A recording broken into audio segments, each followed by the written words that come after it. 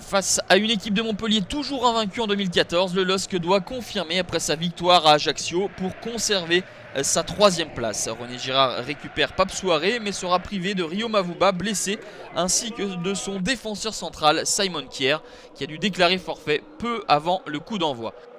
Au match aller, Lille s'était imposé et Vincent Wanyama avait notamment repoussé un penalty de Rémi Cabella en fin de rencontre. Les Lillois se procurent une situation avec cette frappe lointaine de Florent Balmont repoussée par Geoffrey Jourdain. Une nouvelle situation pour les Dogs sur coup de pied arrêté avec le coup franc de Florent Balmont et qui a la réception, le capitaine, le défenseur central monténégrin Marco Baccia. Le 2e but de la saison pour Baccia après 20 minutes de jeu.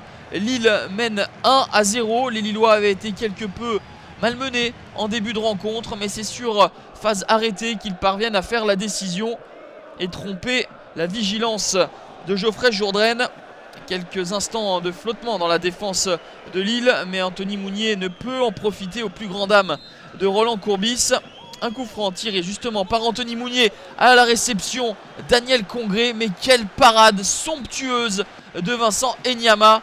C'était la réplique presque du but inscrit par les Lillois, mais cette fois-ci le gardien nigérian s'est interposé d'une cage à l'autre. L'arrêt cette fois-ci de Jourdain face à Divock Origi. 1-0 pour Lille à la mi-temps grâce à cet homme Marco Baccia. Même sans être ultra dominateur, les Lillois sont globalement sereins. Le tout sous les yeux de l'absent de Marc ce soir, Rio Mavuba. Une incursion de Djibril Sidibé avec son mauvais pied, s'il vous plaît, le pied gauche. C'était puissant et Geoffrey Jourdain ne prend aucun risque pour repousser cette balle en corner.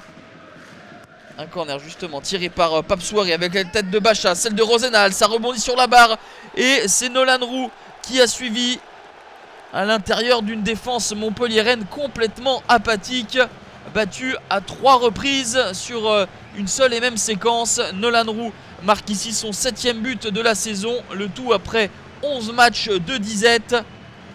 Peu avant l'heure de jeu, Lille marque le but du break et mène 2-0. Les nordistes vont alors gérer tranquillement cette fin de rencontre. Un petit peu moins de rythme, mais de la chaleur dans les tribunes du stade Pierre-Mauroy. 2-0 score final face à une adversité curieusement inoffensive. Les Lillois s'imposent presque tranquillement et confortent leur place sur le podium. Pour Montpellier, c'est la première défaite de l'année.